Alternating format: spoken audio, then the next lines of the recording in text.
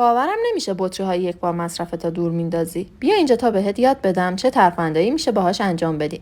از در بطری یک بار مصرف به عنوان هولدر گوشی میتونی استفاده کنی. اگر رول دستمال کاغذی داخل حموم رطوبت میگیره و خیس میشه، با استفاده از بطری یک بار مصرف اون رو از شر رطوبت نجات بده. بطری یک بار مصرف رو از وسط برش بده و به صورت برعکس داخل یکدیگر قرار بده.